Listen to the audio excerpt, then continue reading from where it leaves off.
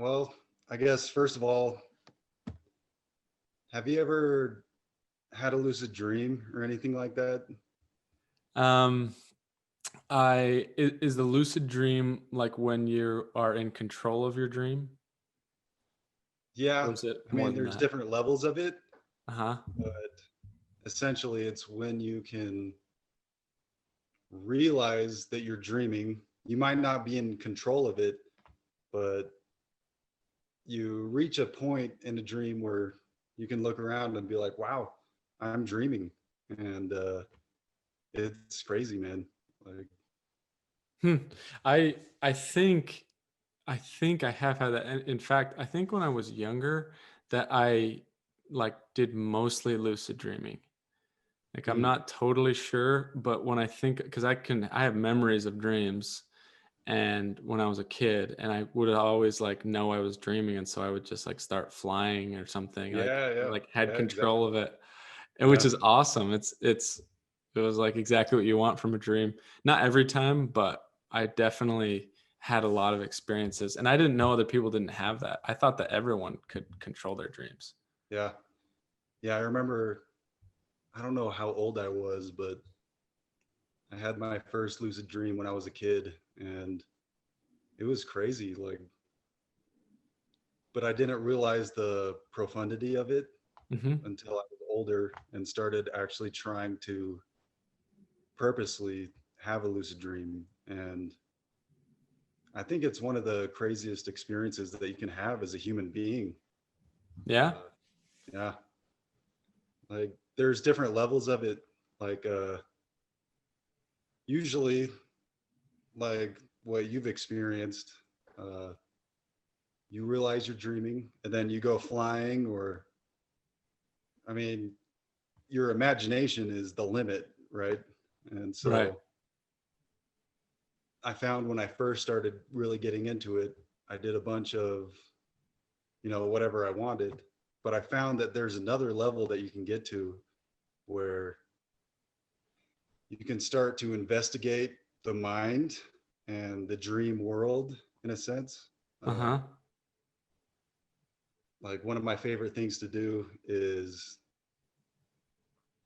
I'll tap somebody on the shoulder, and one of the dream characters, I'll be like, hey, dude, how's it going? And they'll respond like, hey, I'm doing good. And I'll be like, so look around you. What is this all about? And they'll be like, well, I don't know. I've never really thought of it. And what's funny is most people, when I tell them that it's just a dream, they're in my mind, it's just all a fabrication of my brain. 99.99% of the time, they get offended and they're like, what are you talking about? This is real. And uh, there's only one time where somebody, uh, I guess, kind of inquired further, and it was my dream uncle. And he, in real life, he's very inquisitive. He likes philosophy. And in this dream, I tapped him on the shoulder and told him he was just a part of my mind. And he was like, oh, damn, really? How is that possible? I But wonder what that says about your self-conscious, right? Because like yeah, it makes me think of Inception, yep, when there's all the people that are there and in the dream state are all just the subconscious. And so when when he feels more threatened, they'll like start looking at, Leonardo DiCaprio yeah, because he's like breaking the dream down.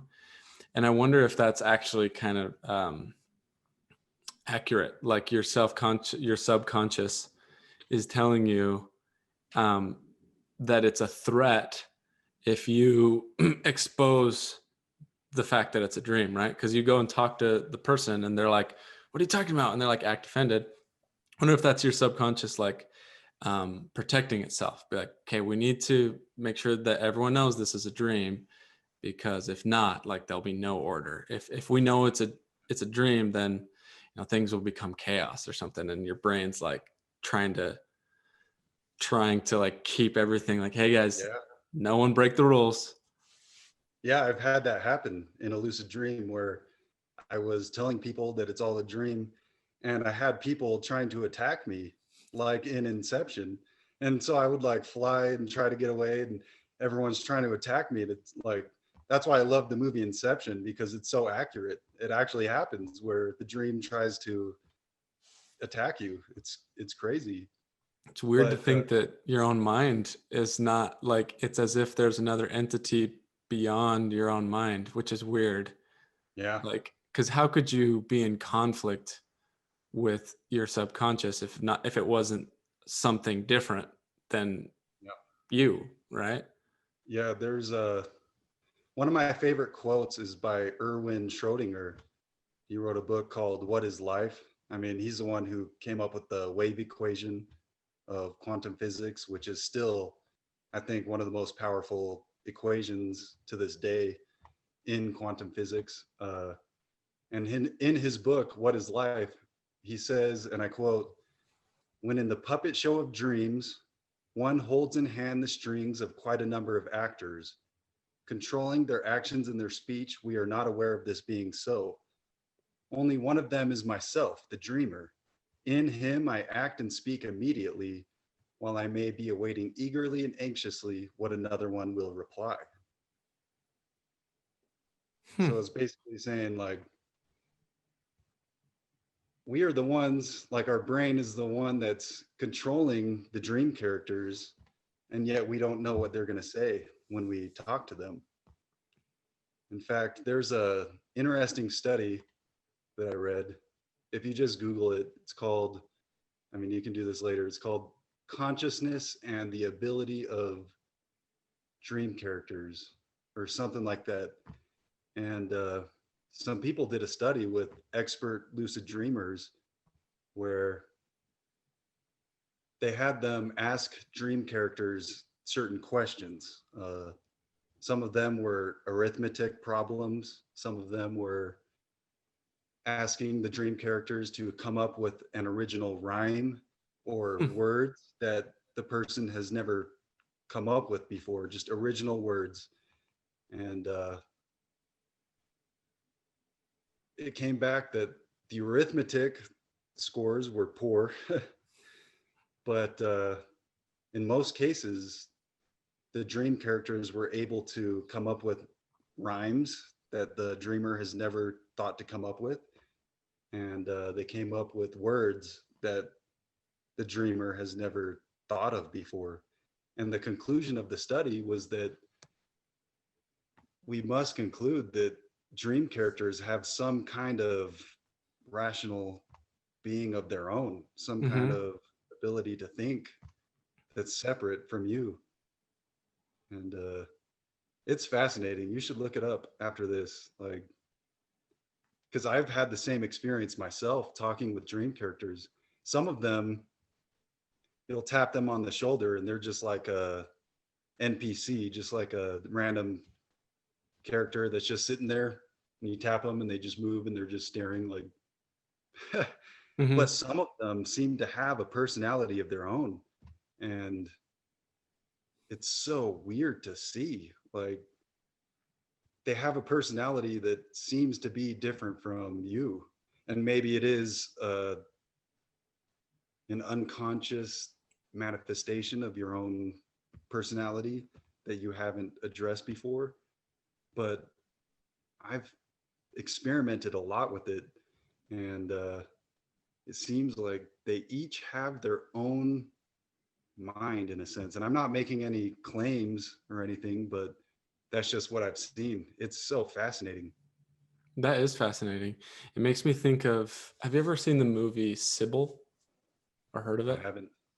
I watched it in my psychology class, and it's a true story, I'm pretty sure, or I'm pretty sure it's based on an actual case. And it's like one of those multiple personality movies, kind of like Split, Mm, except for it's not quite as like Hollywood as that. It's a little bit more like her past trauma, and she's going to a therapist. And that's why I watched it in class, because it's like pretty accurate to, what a therapist would actually, a psychologist would actually do. And what, one of the big determinants of, why she actually had multiple personalities was because of childhood trauma, right? And Mm, what I think of, so if she wouldn't have had the childhood trauma, maybe she'd only have one personality. So, like, she has the ability within her mind to create these personalities, but maybe it wouldn't have manifested if she didn't have the childhood trauma to trigger it. And I mm, wonder if that's something that we have as well. Like, maybe had I had childhood trauma, or had I had a different life in some way, I could have all these multiple personalities that can speak different languages like she does in the movie, or, can think much more creatively. And like, one personality might, change my physiology. Like, have you seen Split? I haven't. Split, it's the same idea, except for it's like taken to an extreme. One of his personalities can like, yeah, like, can like crawl on walls and jump 10 feet. It's like, that doesn't seem very realistic, obviously. But in Sybil, they were saying one of her personalities like creates more, is more neurotic. And Mm, so she feels more like stress hormones. The other one feels, more dopamine. So they're actually changing her physiology. Like, she has higher risk of heart disease if she's one personality versus another. And yeah. so your mind has this ability to be all these different personalities, think in all these different ways, be more creative, like you were saying in the dream. And I wonder if that's what that is. It's just like, we don't all become multiple personalities or schizophrenic or anything like that, partially circumstantially. But I wonder if our brain must have the ability to, hold original different thoughts, um, Yeah. as if we were separate, like, identities within our own brain. It's very fascinating to me. Yeah, that's kind of like acting in movies or stuff like that. I mean, think of when you were a kid. Like kids can, when they play, they kind of like take on the role of what they're imagining themselves to be.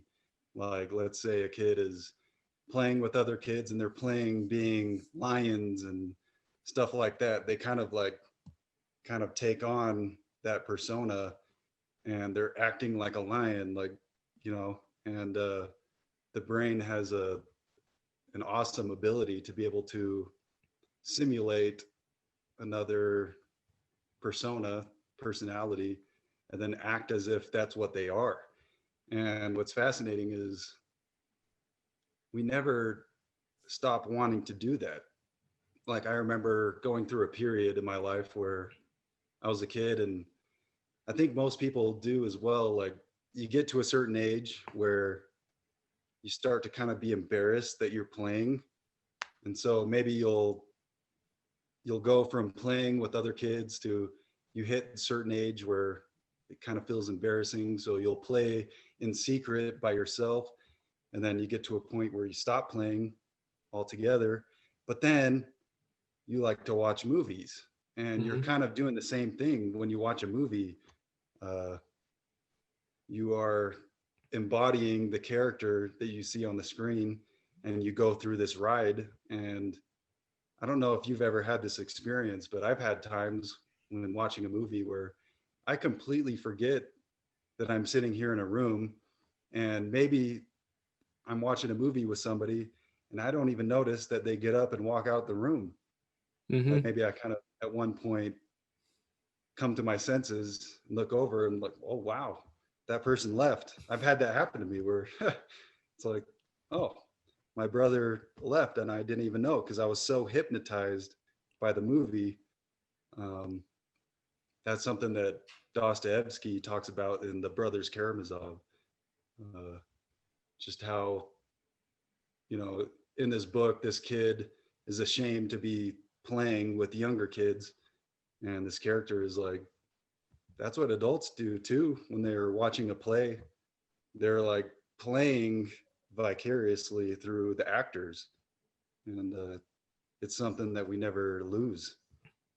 Yeah. And when I'm done watching a movie or a play, it's like, this was worse when I was a kid, but I feel like I'm in it as I'm like for like the next day. I Yeah. still like, as I'm walking out of like a James Bond movie, like there's nothing you could observe in my behavior, probably because I've been conditioned as I've gotten older to be like, well, don't like play, like you're an adult.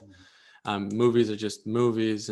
But in my head, I'm like, I actually still do this where I'm like, yeah, yep, I see him. Yeah, he's, yeah, Yeah. like, Yeah. like Gold Falcon has just entered the building.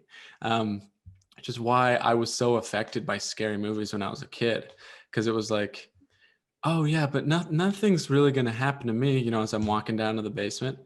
But then like, that's exactly what they did in the beginning of the movie, like nothing was going to happen to those guys. And like for lack of a better word, just like aura of the movie is still just floating around me for the next, usually even like a day, depending on how much I got hypnotized by it. Yeah. I'll like actually almost part of my mind think that I'm that person. Like I Yeah. am James Bond or I am Harry Potter. And Yeah. like you learn to I've had control it, that but experience yeah. with when I watched Prison Break in high school. Like that's a TV series that you watch all the time. You have to watch every episode to get through it. And I remember the same thing, just kind of being in that mind state throughout the day, and then you watch it again the next day, and you're still in that mind state, and yeah, you get hypnotized by it, and so that's why I think with lucid dreams, it's so fascinating to think that the brain can come up with so many different characters, and they have a mind of their own, or they seem to, and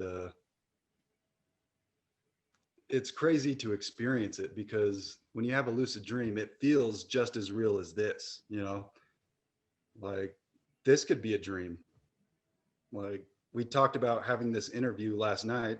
So maybe you're dreaming right now of this happening because we talked about it last night. Uh, Well, that's what makes it interesting to me, because so like what if there were levels to it? So like when I dream, my subconscious, like it creates all of these entities, right? Like these different characters that I can go talk to, but they're like a watered down version of a complete human, like if I go talk to them, um, they won't be quite as diverse in their thought as I am while I'm awake, right? Like they'll have maybe original thought, and they, like you said, they can do like a rhyme, but they're just like a little piece.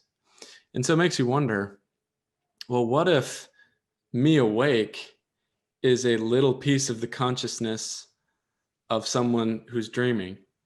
Like yeah, maybe there is a much higher level consciousness being that's dreaming, and I'm like a dumbed down version of that within that dream, you know? yeah, that's what my favorite philosopher Schopenhauer, he said, it is all one great dream with one dreamer, and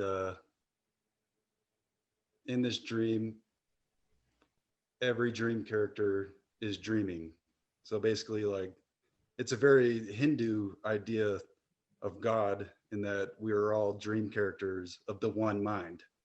Mm-hmm. Uh, but you talk about like a higher level of consciousness, and scientists have just barely been studying uh, people tripping on psychedelics under fMRIs.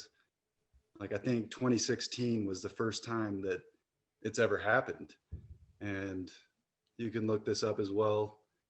Uh, they found that psychedelics actually raise your consciousness to a higher level in the same way that the waking state is higher than the dreaming state. So you have the dreaming state, you have the waking state, then you have the psychedelic state. And Hmm. because of this, they found that the measure of consciousness is what's called signal diversity in the brain, which is the level of connections. Um, so that the diversity of connections, the more uncertainty there is, the more conscious you are. And so it's just fascinating to think of how high up it can go. Like our brains are so small, but imagine a system that's, 20, 30 times larger than the brain, that's even more connected in a certain way. How conscious is that? Wait, so explain to me that definition again of consciousness. It's signal diversity. So it's based on the complexity of the connections in the brain. So if it's more complex, more uncertain, like think of when you were a kid. I don't know if you ever had this experience, but I did. Trying to go to sleep at night, I would look in the closet and I would see darkness, and my brain would start imagining all sorts of, monsters and stuff like that. Uh, it's like your brain is into a state of uncertainty, and so your imagination is heightened. Uh, you're more like aware of the moment more than you are in regular state. Um, and I don't know, like I found with like mushrooms, which is psilocybin, your brain, you feel more awake than you've ever been in your life. And your imagination seems through the roof, and you have visuals of all sorts of stuff. It's almost like the same state of mind as, like I was saying, when you're a kid in the bed looking in the dark and you start like your imagination is heightened. And I don't know how to describe it. It's like the difference between dreaming and being awake. Mm-hmm. I so I remember learning that when you're a kid, like your child brain, and I think it's called pruning. Like your brain can like make tons of different connections and everything, and then over time, as your brain matures, you start to prune away the connections, Yeah. because you don't want to just connect with everything. Yep. So like a kid, every day they can have a different identity. They can imagine a different thing. They're just like, they wake up one morning, and they want the world to be this way. And then the next day it's totally different. It's interesting as you get older, you start to like focus in on the world, right? And things, especially as you get older, you get more responsibility. You start to cling to things that you feel are more important at the expense of that ability to just be aware of everything, right? Like like for example, the difference between driving to the grocery store and walking to the grocery store. When you drive to the grocery store, you're just like, okay, I'm here. Then the car. Then I like have to make sure I don't hit any cars as I pull out. I drive to the grocery store, I find a parking spot, go get my thing. Same thing in reverse to come home. Mhm. And those are really the only connections that matter, right? It's like safety and direction, Mhm. as well as, it's more linear. But when you walk, you have so much time, you start to notice like, oh, I didn't realize that my neighbor's house was pink right next door. And Yeah, yeah, um, exactly. like, oh my goodness, there's a canal right here. I didn't even see that. And like, this looks so different. The walls are so high in this building. Um, and that's kind of what I imagine a different state of consciousness being, is like things aren't any different, but the the magnets that pull your focus in everyday life are kind of like released. It's like Yeah. you can see more in the same amount of space. And Yeah, I you're felt exactly that. I've never done psychedelics. I felt that in my own life from like a variety of different things. Sometimes it just happens, which is rare. But like I for sure felt the opposite. Like fear or nerves creates the opposite of awareness, right? It goes right. from like going to the grocery store, like you have to remember get in the car and drive and don't hit stuff, whatever. If we're using the same example, if you're fearful, it's like, where's the car? Like you can't even find step one, and then you like back out and smash into, your neighbor's car on your way to the grocery store because Mhm. you're so focused, that your consciousness is at like an all-time low. And that's why, you look at people like psychedelics or anything like that. the stereotype for that type of person is very laid back. Well, it Mhm. makes sense because the opposite of fear is awareness. And that's what Yeah. psychedelics are creating, right? It's more awareness. You don't really see those people. Um, well, I guess I don't know. That might not necessarily because people do get paranoid, but um, I don't know. It's like the opposite of focus, but in a good way. It's like you open up the lens to be able to see more of the picture. Yeah. Yeah. What you were talking about, uh, especially when you mentioned children and how your mind becomes more rigid as you get older. They found with brain scans of children that it's very similar to the psychedelic state. Um, what psychedelics do is they reduce brain activity in the default mode network of your brain, which is responsible for your sense of self. So children, they don't yet have a defined sense of self. And so, like you said, you can be one thing one day and the next day something else. Uh, Children are more selfless, especially babies, like infants. They don't yet, I mean, at some point, they don't yet have a distinction between self and other. What Hmm. they experience is just, boundless unity.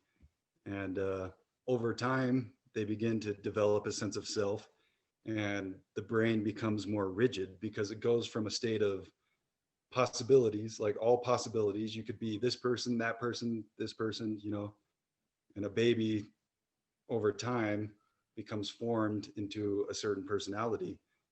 And I like what you're saying about walking versus driving, because I find the same thing. Uh, there's some poet, I can't remember his name, maybe Baudelaire or something, talked about the walking philosopher, the flaneur, uh, where walking is a sort of meditation because you get in that mind state when you're walking. It's like the your surroundings become a river of stimulus, um, and you notice more. You're not lost. I mean, sometimes obviously you can walk and be lost in thought, but if you really, pay attention, you start to notice the things that you've never noticed before, and your mind can go into more of a free association state, which is more of a higher consciousness than just doing the rigid same thing that you've done every day. You know, like you said, you notice, oh, I didn't know that that house is pink. You know. It's happened to me multiple times, and Mhm. it makes you think about like that analogy can be uh, kind of used in other things, like um, in a relationship, even. This is Mhm. an interesting one. Like you get into a routine, like you were saying, a default in the way that you see people. Like, hey, you walk into your office every day, and like, hey, Sally, hey, Mark, whatever, go sit down. I'm like, I'm in a mind state here because again, I have a linear thought of like, I need to get this done. I'm here for work. You represent a part of work to me. Maybe you're my coworker or whatever. And so I kind of like I'm here. And then when you go to a party with that person, you see a different side of them. It's very strange that like you didn't even notice that they had so much more that you could have seen. It's kind of like Mhm. walking versus driving. You Yeah. can you can see in people like, wow, there's like an infinite level of stimuli from a person. Like this person could have so many different thoughts or interests or like Mhm. a sense of humor. But to me, they were kind of on my path to somewhere else, so I didn't even notice. Yeah. Yeah. That's why I'm addicted to traveling. It's because, I mean, one of my favorite things is just going to a new city that I've never been to before and just wandering the streets, because you're forced to be in that state of mind where everything is new. The culture is new. I mean, I know you went on a mission to Brazil. I'm Mhm. sure it was very similar. When you're there, everything's different. You hear people talking and it's just blah, blah, blah, blah, blah, you know. It's so interesting and such a shock. I mean, they talk about culture shock for a reason. Mhm. Like you walk out and it's as if the sun was tinted a different color. Like Yeah. everything that you take in is different. Um, like and so many things, it is such a shock, you know, like the size of the buildings is different. The color that they use to paint tile is different. Yeah. The plates that they use are a different weight, like little things you would never notice because you've been on default mode for so long. Like I Yep. remember walking into grocery stores, um, and thinking like, what is so weird in here? And I like, Yeah.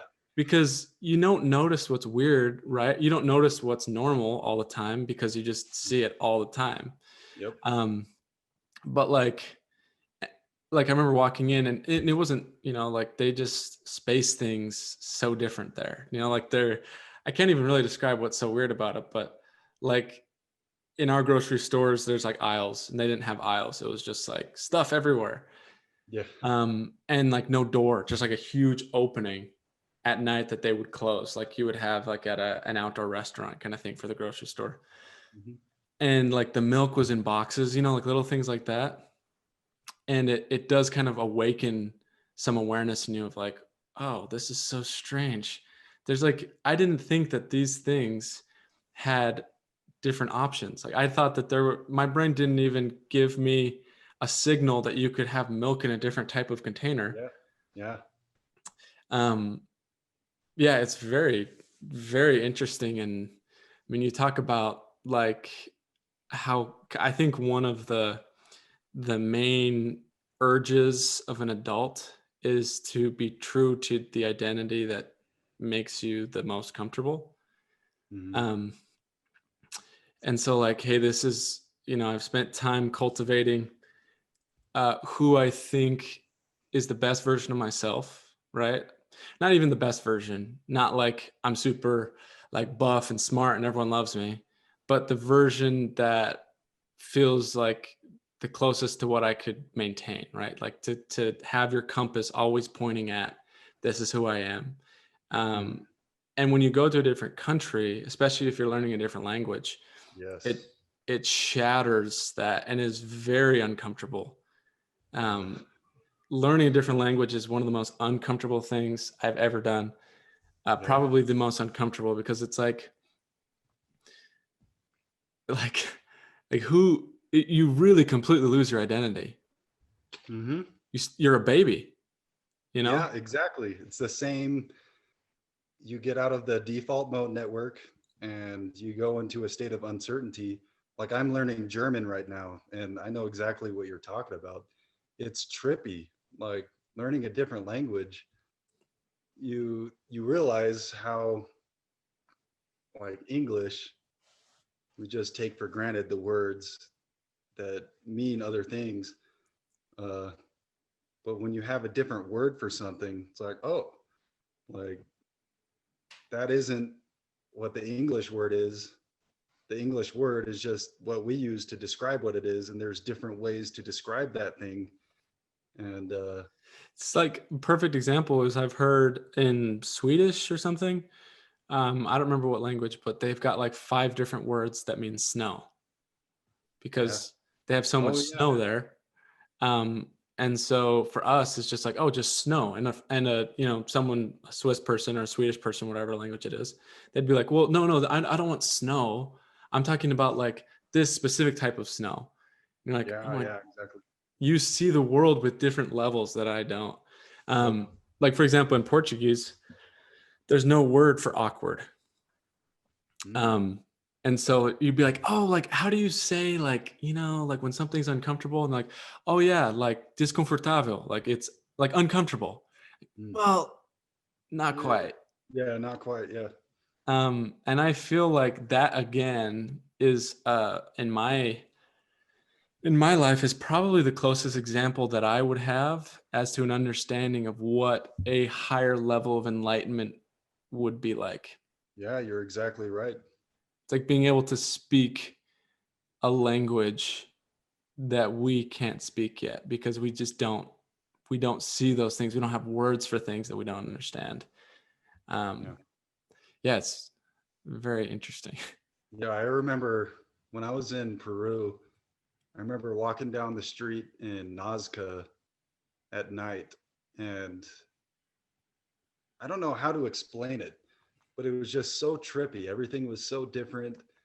I mean, more different than any other country I've been to, and it felt psychedelic just walking down the street. Like it takes you out of the norm, and you see a completely different way. It's like you said, it's almost something that you would have never imagined before. You see that, oh, there is a different way to see things. Hmm. Um, that's, when you get to that state of, it's called primary consciousness, which is the state of a baby, or if you're tripping, that's where you see things without any, uh, with no words to paint it and to reduce it into something. You just see it as something that's unfathomable. And yeah, that's why I love traveling, because of that. I love to get in different frames of mind. I know Terrence McKenna said that when you travel, the difference between uh, one city that you're walking through that looks trippy, and then another city in a different country that looks trippy, the difference is that it's a different language domain. Hmm. And that's the difference between the cultures. That's why everything is so different, because they have a different language for everything. And it's just fascinating to think of how language really does create reality Yeah, it's into very perception. interesting. When I didn't realize I thought this way, but before I learned Portuguese, what I thought was like, here's English. Well, first off, it's like, here's the observable world. Mm-hmm. And then English has labeled every single thing perfectly. And it's like horse, tree, happy, I miss you, I love you, fireplace. And then, like, because you cannot think in English of a word that you don't know how to say, right? Because you can just Yeah. learn that word, like, oh, what's that thing? Oh, that's a papaya. Okay, well, so I can define literally anything through my language because that's the way that I think. Mm-hmm. And so what I thought was, okay, English has everything covered. And so in order to learn Portuguese, what you need to do is take your bag of English knowledge and then just like flip every tile over to the Portuguese definition. So it's like, okay, so house, okay, flip it over with, oh, casa, okay, whatever. Mm-hmm. And like fire, okay, flip it over, fogo, tree, arvor. And you go through and you just like, you're flipping over the language. And then pretty soon, if you flip over enough tiles, you know how to say everything.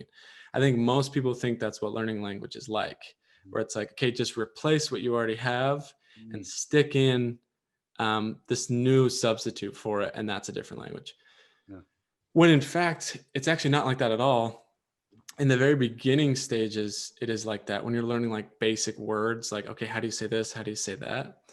But a better analogy for what learning language is really like is you have your English, you flip over a couple tiles, and then you just put that over here and you grab the Portuguese and you only use this bag from now on. Like you think with it, you observe with it, you interact with it, and it's like you have a completely different relationship to the observable world. Yep. It's no longer my relationship goes world English, my translation, it's world Portuguese. Yeah. And so you think different thoughts, you see different things. Um, like just the way that a sentence is structured makes you literally think in a completely different way. Yeah. Um, and it's not transferable.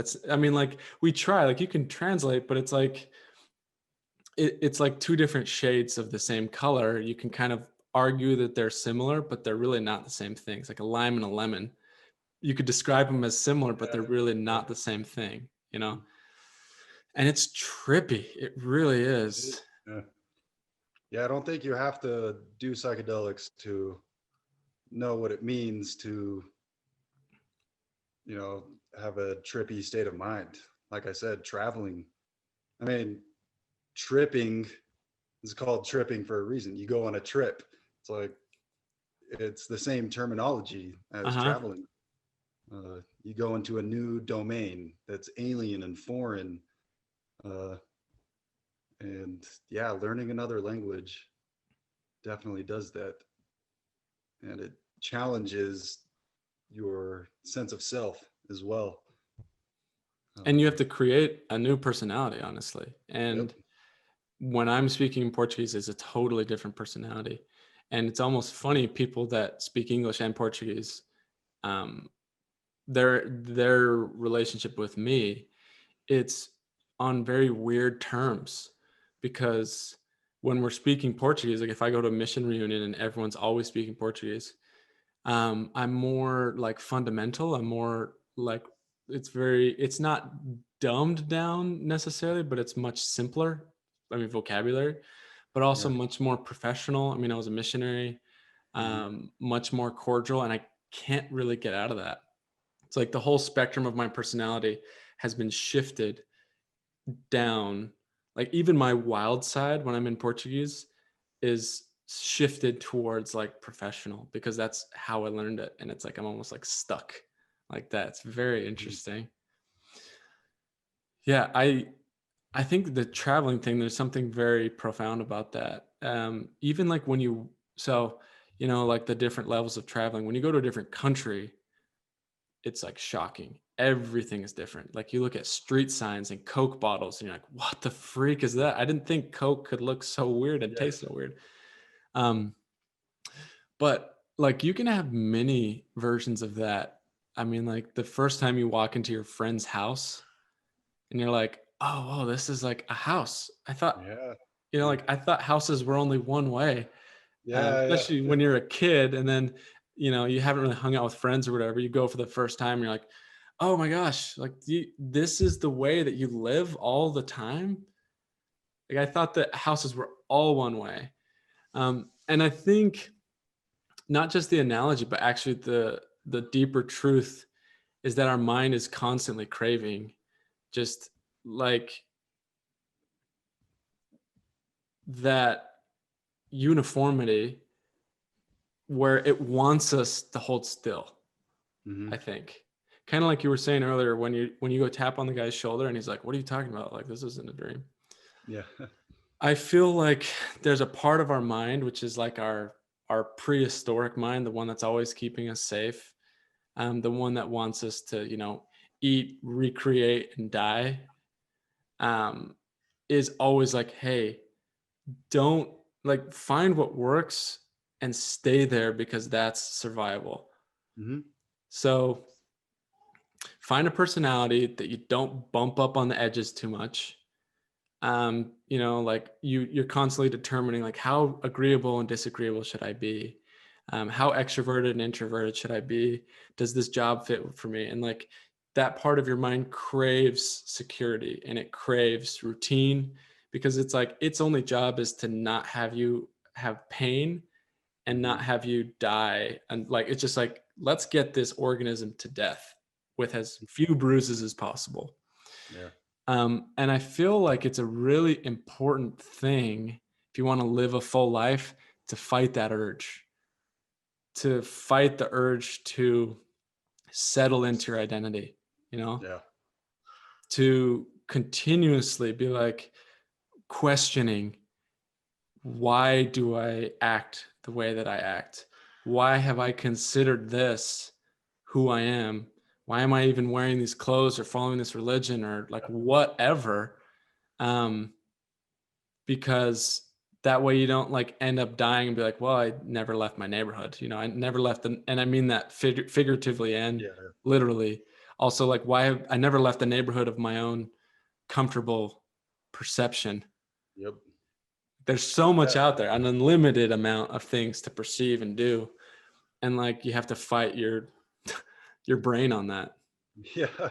Yeah. I remember I was at the Rijksmuseum in Amsterdam and they have a bunch of paintings from the Dutch Golden Age from the 17th century, and you look at the way they dressed, and it looks so goofy. Like like they have like these collars of white that's going all around. It just looks so weird. But when I was there, like I tried to, take off my prejudice and my idea of what's normal, and I started to get a taste for it. I was like I'd go to a painting and be like, damn, that guy's dressed so sick. Like that's a good style. And like in a couple hundred years, this is gonna look so goofy, you know. Heck, in 10 years, we'll probably look stupid.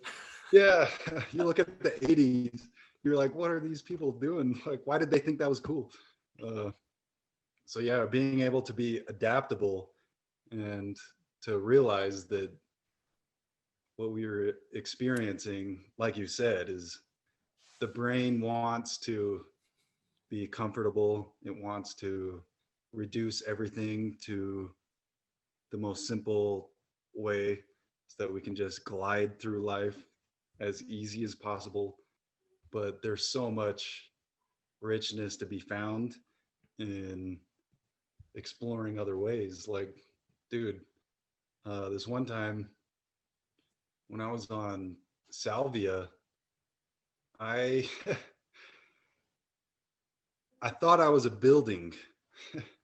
As crazy as that sounds, like from my subjective perception, I was a building. I wasn't thinking anything. I wasn't thinking I'm a building right now. I was just a Just building. actually what a building would be thinking, you know? Yeah, nothing. You're Yeah. just a building. That's what it is. And that's all I thought I ever was and all I thought I ever would be. And I remember sitting there just being a building after an eternity. And I hear, hey, dude, how is it?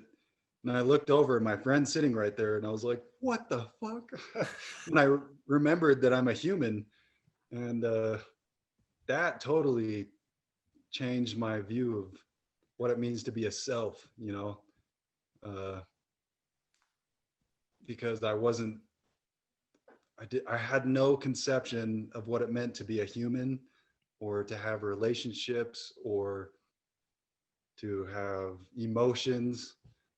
And that's when I realized like consciousness is like water, and it can fill any container, no matter what shape or size. Um,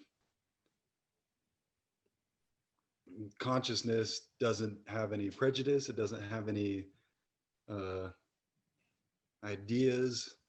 It's just awareness of being. It's just awareness in general. And I I'm obsessed with thinking about consciousness and what it means to be human and stuff like that. I think about it all the time. Um, One of the things that I've been thinking about recently is so there's this chapter from Schopenhauer's book, The World as Will and Representation. And it's chapter 41 of the third volume. He talks about the human species as being like above the individual, in the sense like, think of the number three. You can write the number three in so many different ways. You can have it look all fancy. You can have it just plain three. You can have it in red, blue. Uh, but if I were to write the number three on a piece of paper and then burn it, I'm not destroying the number three. I'm just destroying the temporary representation of the number three. And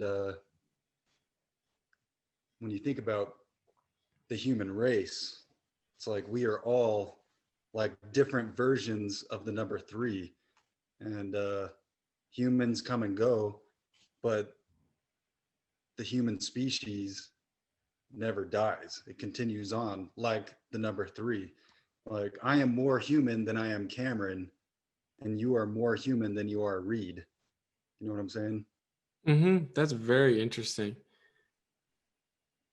I like what you said about representation, and that kind of ties into language. It's like Mm, independent of our ability to define consciousness, it exists, right? And it's similar to like a person who's was born blind can never know, you can never describe to them what a color looks like. hmm You can tell them, but they'll just never know, right? But that color still exists. And it's interesting to me to think like, well, as a human species, like we can only really define and observe, but it doesn't mean that that's all that there is.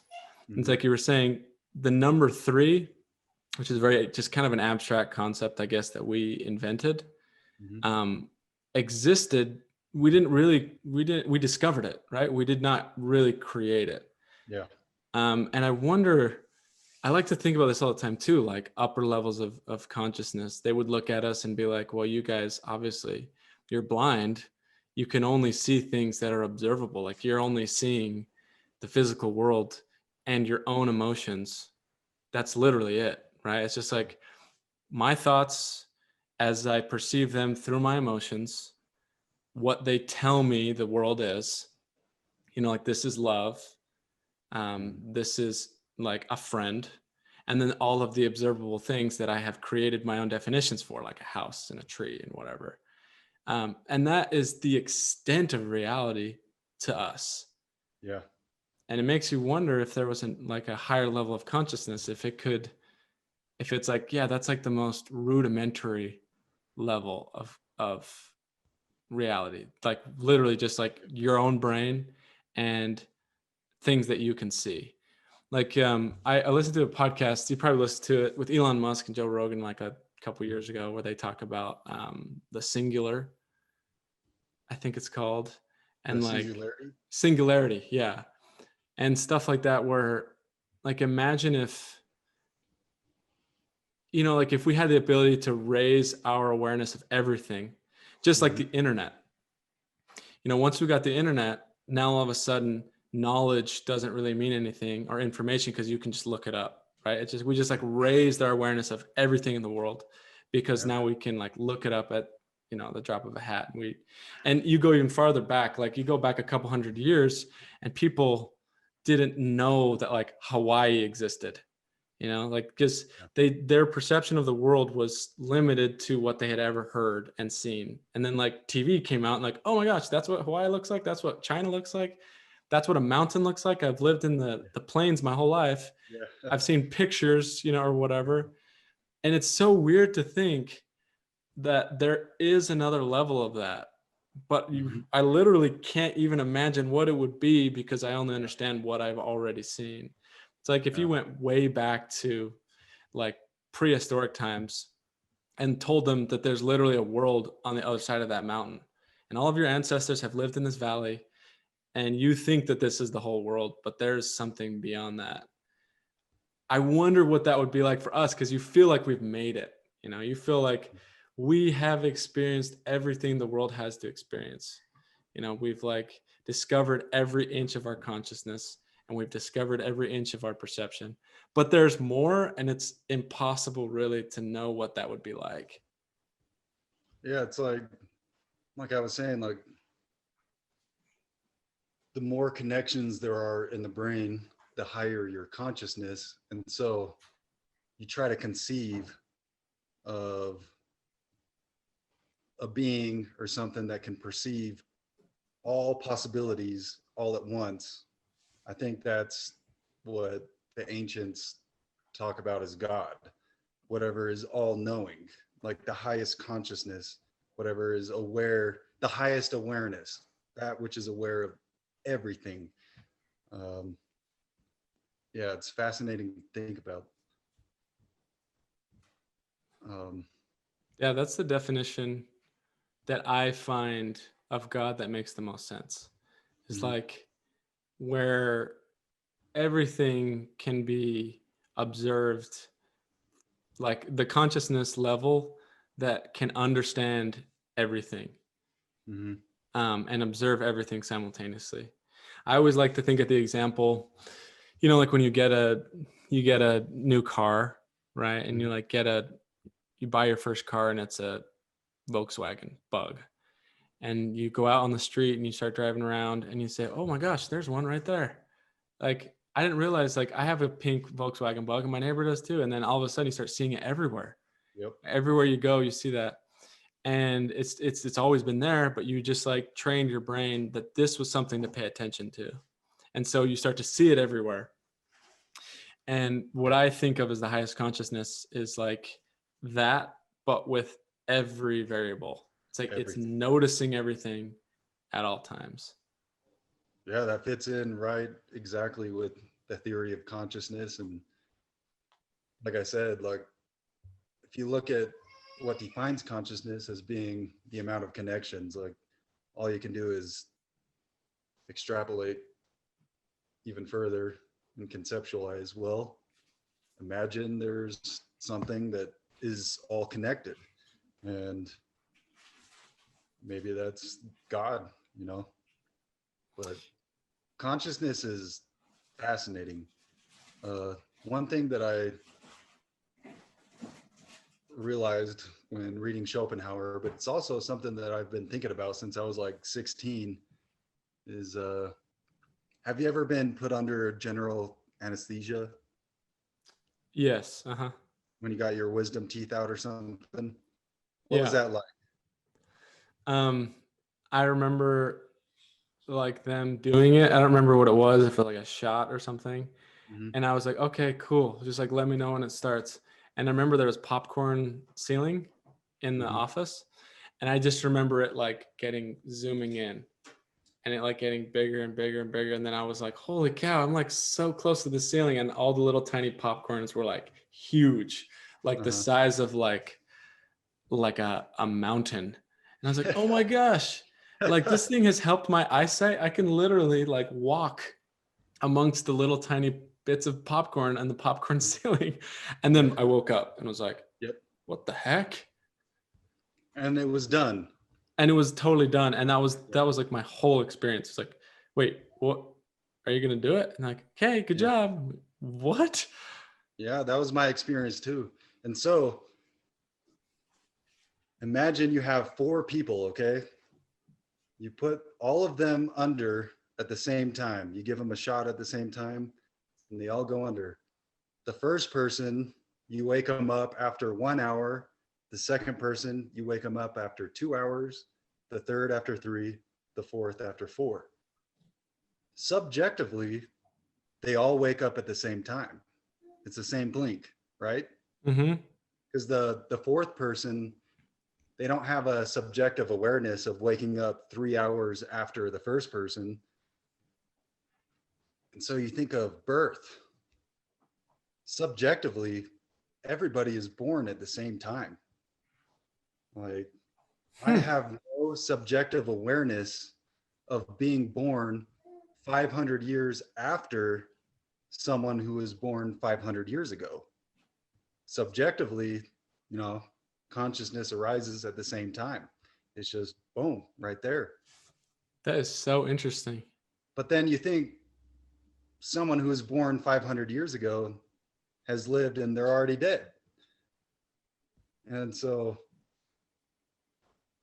Schopenhauer, I mean, I've mentioned him a bunch of times, but he kind of brings up a similar analogy. He doesn't use the same one that I just did, but he says the fact that someone was born 500 years ago and they're already dead, and yet here we are right now, says that consciousness is ever existent.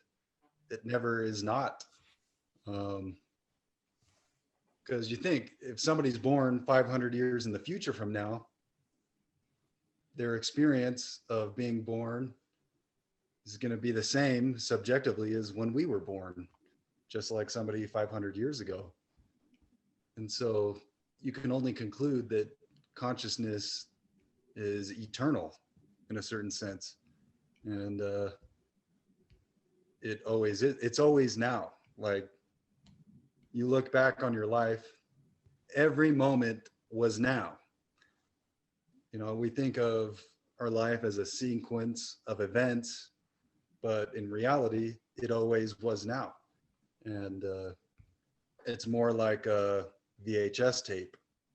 You have a VHS tape, you plug it in, you have the illusion that there's a bunch of sequence of events happening, but then you pull out the VHS tape and you have the beginning and the end right here. You're holding it. The physical beginning and the end is right there. And that's what our lives are. We have the illusion of events happening, but in reality, this is Einstein's theory of relativity. All of time is more like not just a VHS tape, but you can think of a loaf of bread. Like, we experience it slice by slice, but in reality, the whole loaf exists, birth and death. Consciousness just seems to be what is always there. You get what I'm saying? Oh yeah, no, I totally get what you're saying, and I completely agree. And again, when we're talking about like, well, in order for us to understand the world, we kind of need to define it in terms that our language can describe and our brains can really wrap around. So that's why we tell our story as if it was a story. Like we speak about our life and our past as if it wasn't just a constant present, which it is. And we think of, well, yeah, when I was younger, it was the beginning and I got older and now I'm here, but then there's the future and then the end, and it's very linear. That's what I love about the movie Arrival. Have you seen that? I haven't. No. In Arrival, it's an alien movie, right? And some aliens arrive, and basically the whole movie, actually, it's about language. So that's kind of what we were talking about. The alien species, they don't speak in linear like we do. There's not like a beginning of a sentence and the end of a sentence. They speak in a circle. And the point of the movie is, as you learn the language of the aliens, you start to experience time different. And so the main character, she speaks there. The whole movie is her learning the language. And by the end of the movie, she's living her whole life at once. Right? She's not really in the future or the past. It's just like, it's all there, like a circle. And I think that's really interesting. Your VHS analogy is very true, because like, what happens if you get a VHS out and you take out like the actual strand? It's not one character that experiences the whole thing. It's a bunch of different pictures, right? It's like every moment is the present, and we just perceive it as one continuous story, one linear thing. But in fact, it's like a new you that's always just right now. And so something that's interesting about that is, like, for example, you look at animals. One of the differences between humans and animals, the reason why we're so much more advanced is a accumulation of knowledge. Yes. Yeah. And so, like, you talk about like 500 years ago, well, we live in a different world, and I can actually think what 500 years ago means. That means something, right? That was a long time ago in time. They didn't have dishwashers and they didn't have cars, but like, someone came along and invented this and invented this, and then we've just accumulated the base of knowledge. So we've just improved as a species. And that's why we have the illusion that it's linear, because it's changing, right? And like, my consciousness now exists in a world that seems so much more advanced than someone 500 years ago. So it doesn't feel like we're the same. Yeah. But in reality, we are. And so like an octopus, they can't pass information on from one generation to the next. And so an octopus 500 years ago is basically the exact same as now. And it's the same octopus. Yeah, it is. Yeah. It's for all intents and purposes. Yeah, it's exactly the same. Erwin Schrödinger, in his book, What is Life? I referenced that earlier. He was also the father of microbiology in this book, because, he talked about the earliest theories of DNA before it was known. And he talks about the same thing. He talks about the species, you know, continuing in knowledge throughout the generations. He was actually also influenced by Schopenhauer, and Schopenhauer said, death is to the species what sleep is to the individual, or Hmm. what blinking is to the eye. Hmm. And like we think of our life as, you know, birth and death, but in reality, it's like we are our ancestors. We are just like the continuation of that knowledge and the DNA. That's why I like Jordan Peterson, and you know, he talks about Carl Jung and even Nietzsche. They talk about, so you have DNA that copies our genetics throughout time, but then you have what Richard Dawkins talks about as memes, or what Carl Jung talks about as archetypes. These ideas that are passed down from generation to generation, and memes are just a different uh, category of genes. You have genes and memes. Genes are physical, you know, our bodies are the same bodies as humans who existed 10,000 years ago, but memes are ideas that are perpetuated throughout generation through generation, and memes pass through natural selection in the same way that genes do. And so, I mean, it's one thing to talk about our lives as just being a VHS tape. It's all one thing, but it's more useful to think of yourself as someone who's progressing, and you can be better than you were in the past. You know, if you just think of your life as being determined, then you might just be like, oh, it doesn't matter what I do because it's just a VHS tape. That's the that's what Dostoevsky criticized in his book Notes from Underground, which that book is amazing.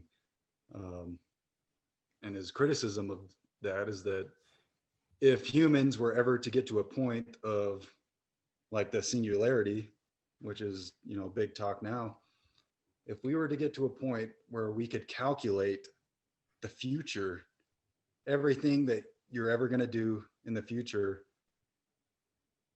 man would purposely go mad just to prove that he has free will. Like we Mm-hmm. would purposely do something against it so that we don't have to be determined. Like there's something about us loving to feel like we have free will that is the core of what it means to be human, and it might be what it means to be conscious as well. Yeah, I think that's so interesting.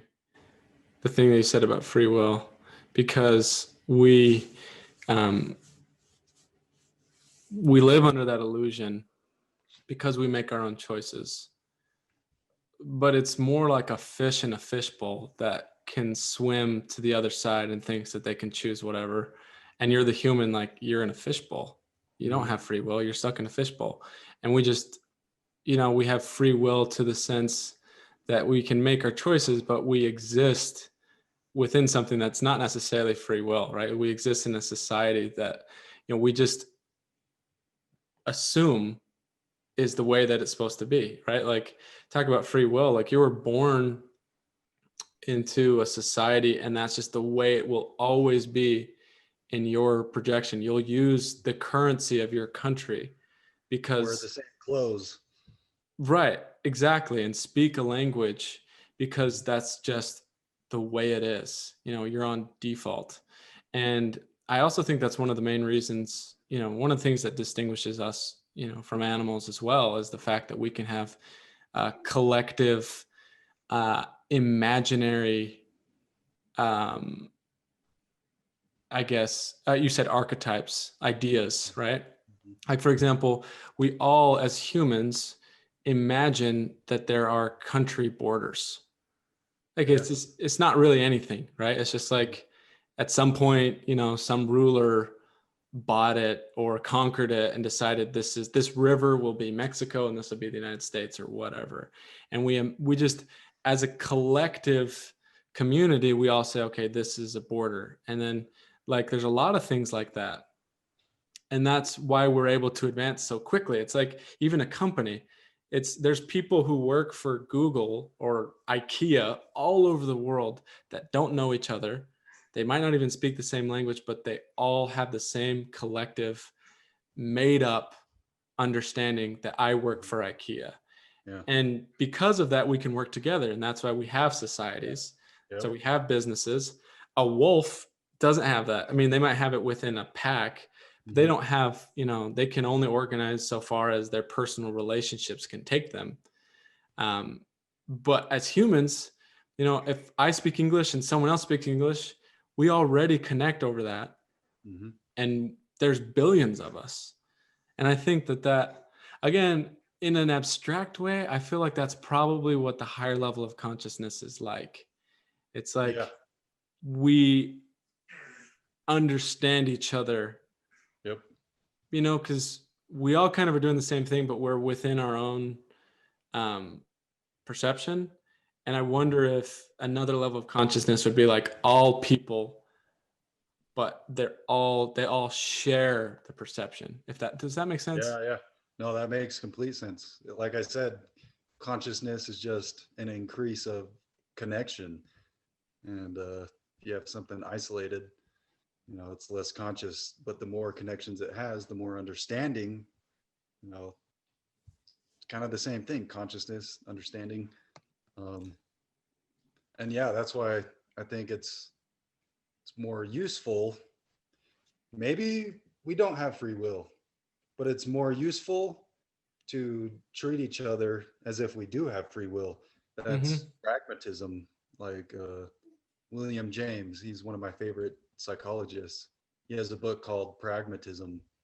And that's what he says. He's like, if you have one option and another, both can seem equally true, but which one is more pragmatic? Which one is more useful? And so to treat each other as if we have free will, to act as if you have free will, is much more advantageous than to just, throw it up and be like, I'm not in control of anything. I'm just gonna. Yeah, it'd be like saying, hey, someone's invented the idea of currency. It's just like a construct. And so my free will, like I won't use currency because that's just invented and I can invent my own thing. Well, how do you exist within the world that, like, it's not useful? You're right. It's not pragmatic. It's like, you may be right. Those things can equally be true. Like currency is just something made up and you can do whatever you want. But what is that? How's that going to serve you? Yeah, exactly. Like language. It's like English. I don't think it's the one true language or, the ultimate truth, but it's useful. It's pragmatic to use it. And so you act as if it is accurate and as if it is, kind of like using currency. But it still is fascinating to think about the possibilities. But if you were to take seriously the idea that your life is just a VHS tape beginning to end, it can kind of keep you from, I don't know. I think it's better to think about the future as being open, all possibilities, and you can choose which one you want to take. And whatever that one that you choose is, that becomes the end of the VHS tape. And maybe it was always that way. Yeah, exactly. No, yeah, it's super interesting. There's a TED Talk, I don't know if you've heard it, called A Stroke of Genius. Yes. Yeah, I've seen that. Yeah. you've reminded me of that, because what you're saying earlier, like with when you felt like you were building, or felt, and you've said a couple of times, like consciousness is just connections, right? The more connections, the higher the consciousness. And she talks about that when she was having a stroke. She was like, I looked at my hand and it was just like a fleshy claw that I didn't I know what that recognize. looks like, dude. That's so, I've had that too. Like what happened to me is like when I get really tired, Mm, the circumstances have to align, but it's only happened a couple times, and like my mind gets in such a weird state where you see things, in my opinion, like objectively, right? You yes. strip away your designation for things and see only what they really are, which is like, what the heck? This is a Yeah. claw, you know? Yeah. Like A this is hairy, no fleshy. longer this is no longer what I used last week to play the piano or to write. It doesn't have memory, it doesn't have future. It just has like what it actually is. Mhm. Um, and she talks about being larger than life, like being the size of the whole world. Yep. Um, and that is kind of like, I don't know. She says nirvana in Mhm. in the actual talk, and I don't really know, like as far as religion goes, like I think most people don't know, and I know Mhm. I certainly don't know. Yeah. But I imagine that that would be probably the closest thing to God, Yeah. um, or to heaven. Maybe a better description would be heaven. Would be like um, to be everything, like, and that's kind of what people say, like Buddha, right? Isn't it one with everything? I always Yep. thought that was cheesy, and in a way I still kind of do, because pragmatically you're right. It's like, what does that even mean? That's just like words. I can't be one with that bar stool. Mhm. um, but as a way of maybe identifying the possibility, like of a heaven or of a Mhm. higher consciousness, it does make sense to me. It does Yeah, seem like an exactly. ideal. No, you're exactly right, man. Like again, you look at a baby and it's like they are in nirvana because they don't have a sense of self yet. And they are in that's why, I guess growing up I always heard like babies are the closest thing to heaven or something like that. Yeah. uh but like scientifically, like yeah, they have no sense of self. Uh-huh. And if you don't have a sense of self, you have no boundary that separates you from the outside. Mm-hmm. And I've had that experience on psychedelics and it's so weird. Like, as you come up on it, your body starts to lose that boundary. And I've had experiences of feeling like I'm in a Laffy Taffy machine. I have subjectively felt my body split in half and stretch thousands of miles. And then ultimately you lose your sense of boundary, me versus the external world. And it's just boundless existence. And it really is just pure bliss. And that's what I think, when you die, you lose that sense of self. And perhaps that's what heaven is, you know? That's what I think. Yeah. That's what I don't know, again, but I Yeah. feel like that's the only definition that makes sense to me. It's interesting when you talk about it in this way, because you realize that the thing you hold the most dear, which is your sense of self, is a lot of time the thing that restricts you the most and also causes you the most pain. Most Um, suffering. Yeah. yeah, the most suffering. And like you think about what causes you anxiety, for example, which to me is like the worst feeling that you can have on a regular basis. Yeah. Like you can have worse, like loss or betrayal, but Mhm. those aren't something that you just get all the time, right? That's like an Mhm. event. Um, but anxiety you can have all the time. Anxiety you can have like looming anxiety, like Mhm. anxiety that's like a perfume on you. And um, I feel like that, at least for me, what would cause anxiety would be like an incongruence between how I view myself and something else that defines myself. So either how I view myself and my behavior, or how I Mhm. view myself and my actual life, or how I view myself and how other people view me. Like, Yeah. it causes anxiety for people if you start to, if you see yourself as a certain way and then other people start to see you as a loser, like that's why people get pressured into doing certain things with their life that they don't even like going to college or, getting a specific type of job. It's like, well, I see myself as this, but there's pain because everyone else sees me as a loser. And then for order for them to not see me as that, I need to go become an accountant. Yeah. So now you get anxiety again because now, hey, I'm an accountant because I wanted to be true to what they saw, and that's not Yeah. congruent with who I am, and that causes anxiety too. So it's just like kind Yeah, of you're a right. vicious cycle. It's a clinging to your identity. Like I remember one time, so I had a dream that I was naked in Walmart, and I was like, oh shit. And I like was hiding. And then I realized I was dreaming. I was like, oh, this is just a dream. And I was just walking around and I lost all anxiety. Uh, no, I'm not saying I'm just going to go walk naked in the It's not grocery store. pragmatic, right? Like you were saying. Yeah, yeah, yeah. But anxiety is so much just in our minds and in the way that we identify with our bodies. And that's why I love meditation.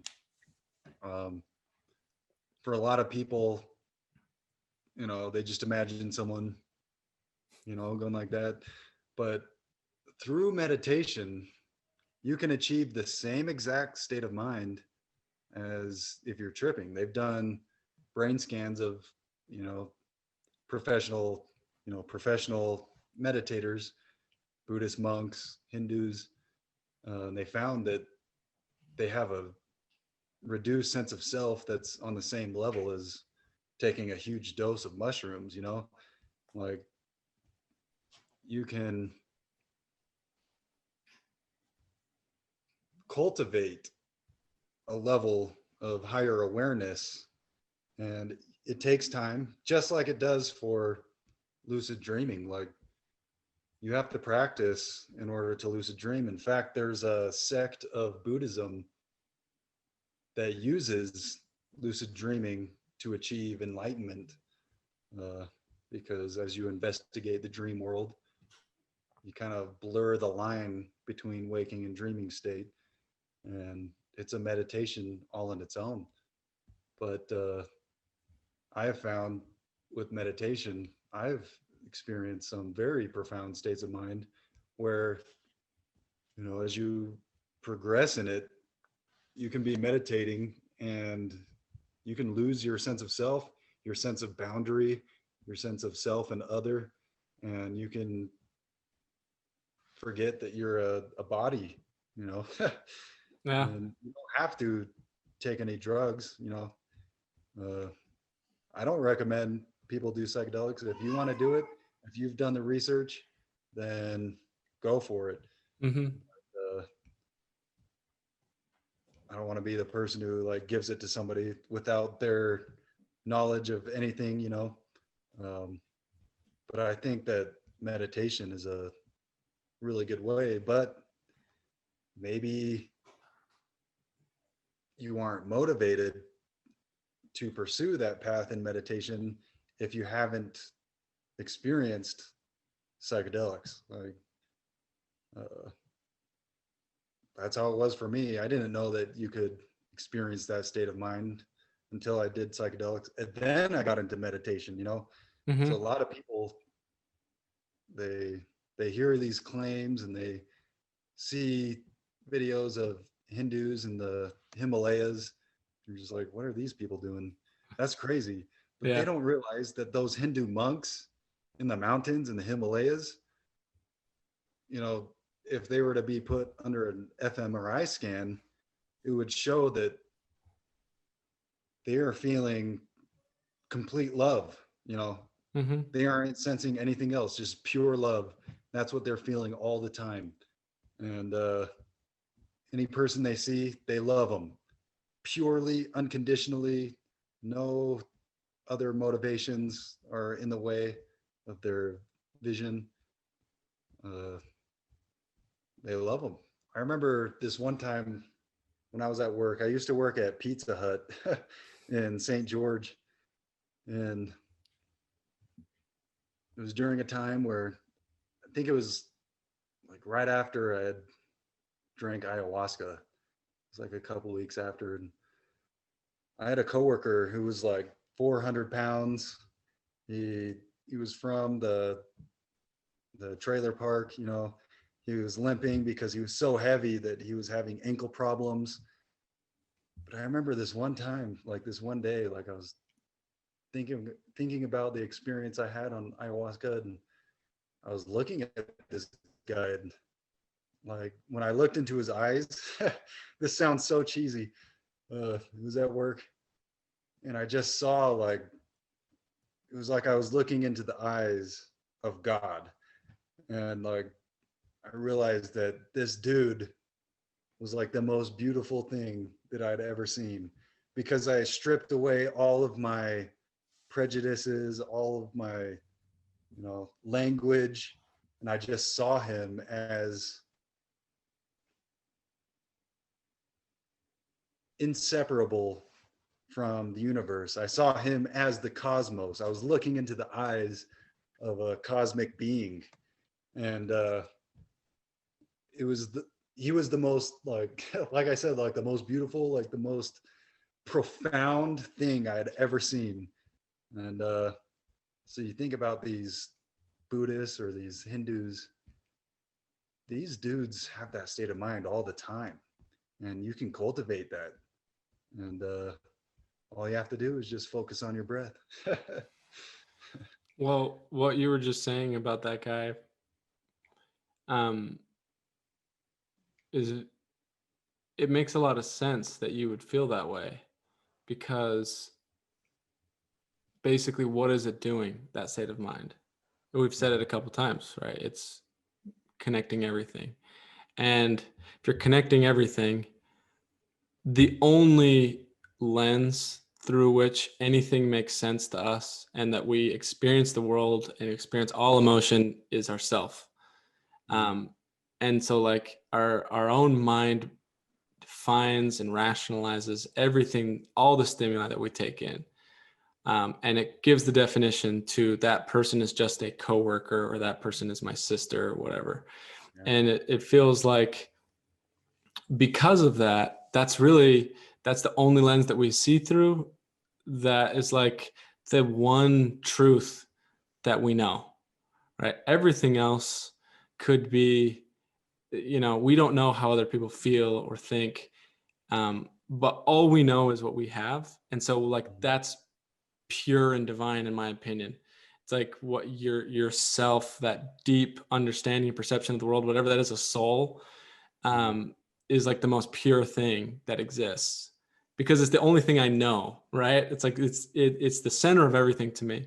And I think the reason why you could feel like that for a coworker is because ayahuasca or psychedelics or whatever, they do open your eyes to the idea that other people have that too.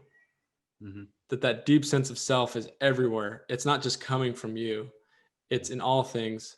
And so you're like, oh, I love that person as much as I love myself, as much as I love my own soul. That person has that too. So I can see them as a cosmic being, like you see yourself as that.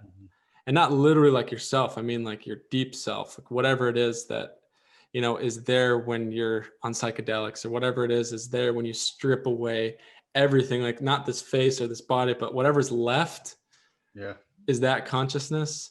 And when you can feel that in someone else, then that's like you said, that is why it's love. It's like, oh, that everyone is divine, you know? Yeah, like think about what love is. Love is like just a deep connection with somebody.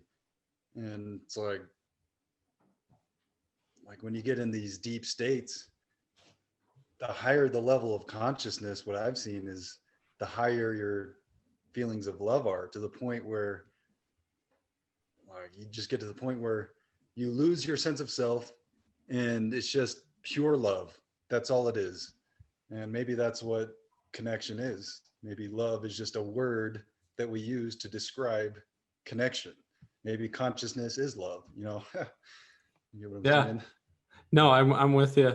It also puts into perspective when you start to think about it in those terms, um, like how silly so much of the world is when you realize that that is like the one thing that it's all about, you know, like the connection between people, um, because you are full of biases and you are in a world of structure and rules and imaginary currency and imaginary boundaries, and you have lawyers and presidents, and like you get jealous because so and so got the imaginary homecoming king, and you know so and so has an imaginary cool branded car, um, and like they have the cool imaginary haircut or whatever, like all these things that actually the day to day is ruled by, like so and so has more imaginary followers on their imaginary Instagram or Yeah. whatever.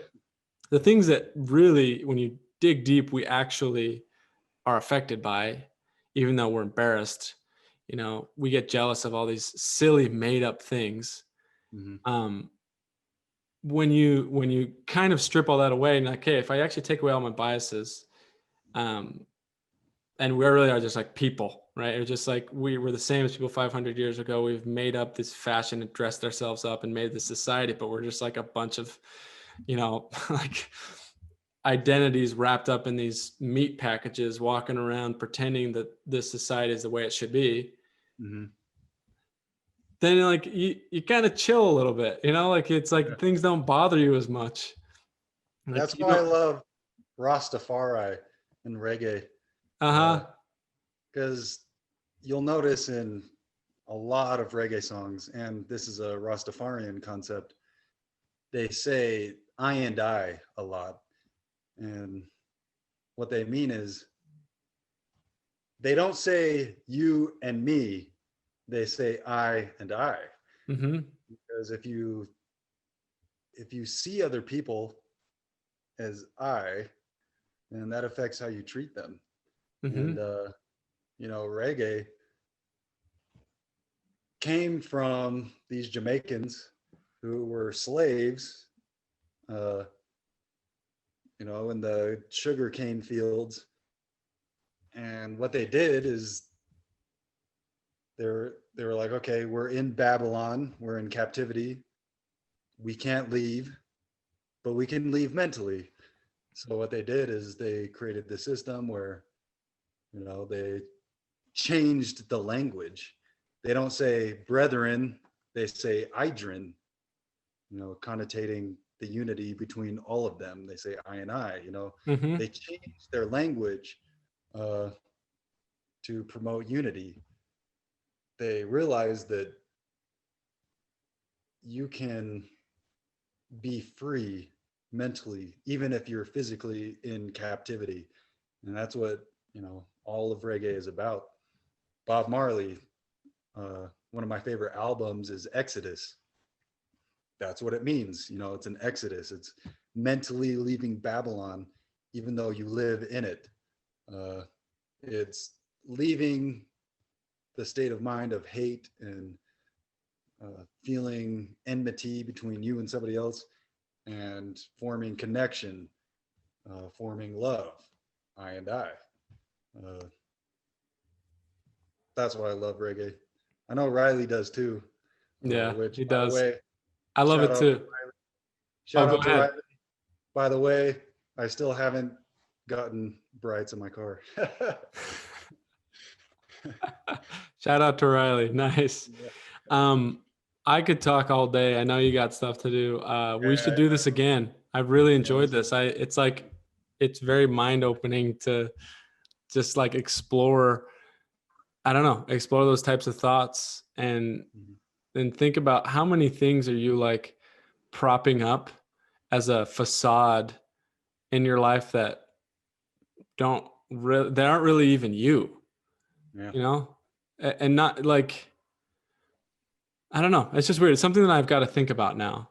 yeah, Like how many things, just to finish off with identity, do I like embody consciously, intentionally, that aren't really me? You know, like if I'm wearing this sweater because this is what I, you know, thought was cool.